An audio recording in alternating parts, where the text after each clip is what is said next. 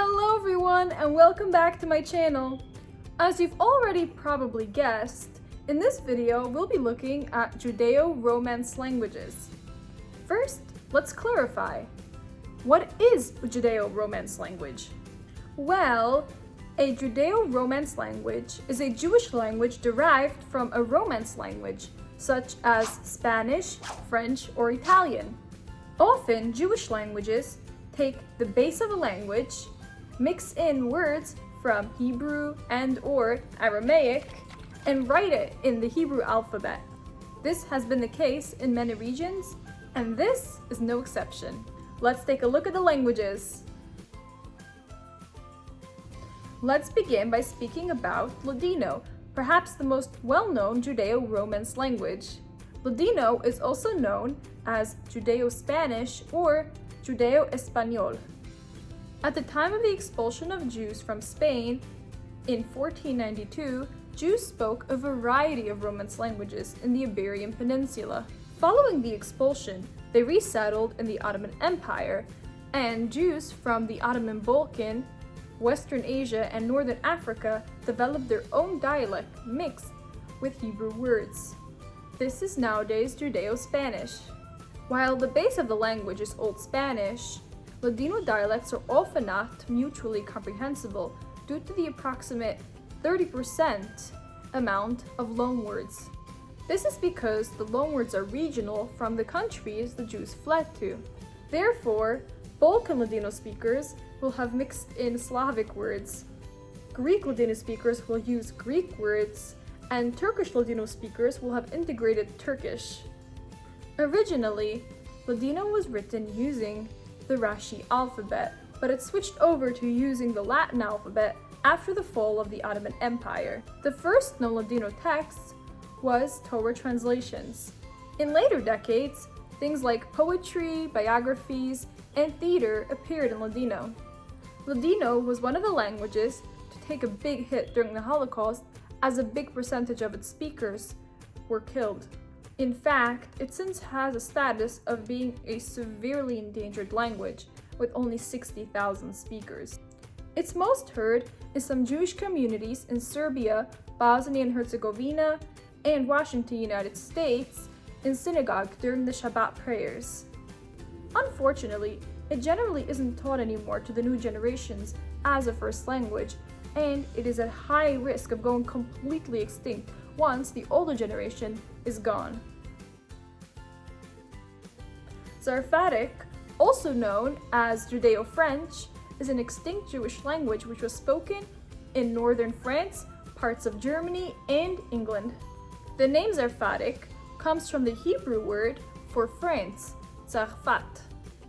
Despite being written in the Hebrew alphabet, it has relatively few borrowed Hebrew words compared with other Jewish languages. Zarphatic first showed up in the texts of Torah commentators Moshe Hadarshan and Rashi.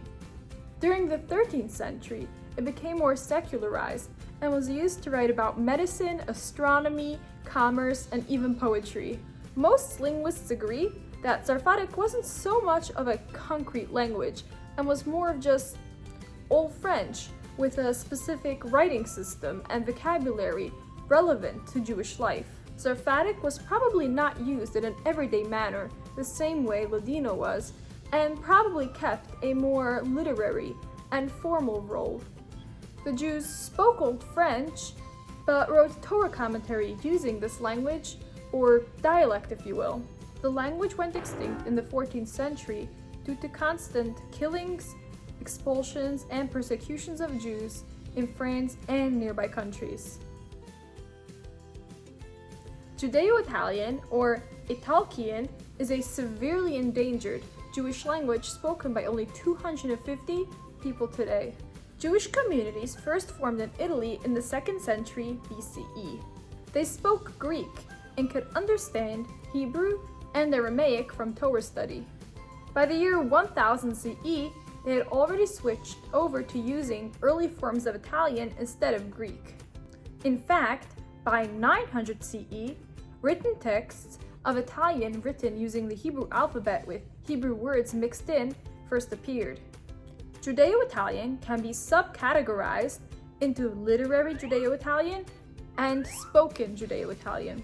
Starting with literary Judeo-Italian, there are biblical translations, prayer books, Haggadot, dictionaries, word lists, sermons, letters, and poetry written in this language. The oldest record of this language is glosses written into other books, like the Mishnah. The longest known texts in Judeo-Italian are mostly biblical translations from between the 15th and 17th century. Other written works include the elegy La Gente de Sion, the people of Zion, which was created to be read on the holiday Tisha B'Av, which is the Jewish day of mourning, and the full story of the book of Esther written out in Judeo-Italian, which was intended to be read on Purim. Upon analyzing these documents, it is clear that many Hebrew words have been incorporated, but have been adjusted to fit the Italian language with similar phonetics and endings. Spoken Judeo-Italian varies greatly in dialect from region to region. Spoken forms of the language haven't been recorded in writing much. In general, the written works are theatrical and poetic and don't reflect on how the language was used in daily life.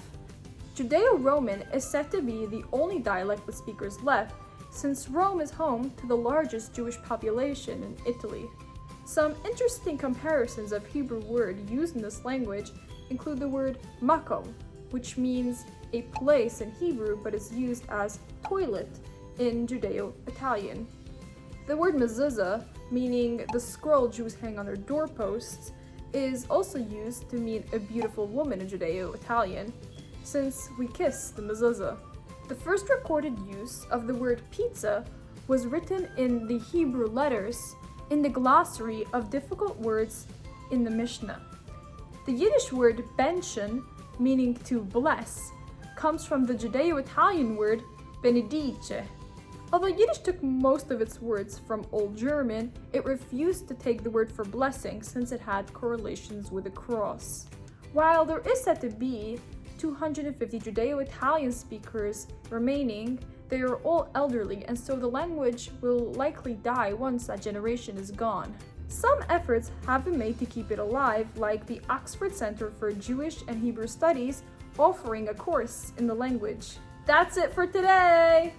The topic of Judeo-Romance languages is quite intricate.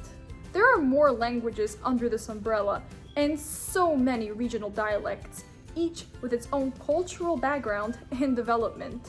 The history and decline of these languages is quite sad, but I hope we can keep it alive through the literature and remaining speakers. If you enjoyed this video, don't forget to like it and subscribe to my channel for more linguistic content. Tack för idag, להתראות, tschüss and auf Wiedersehen!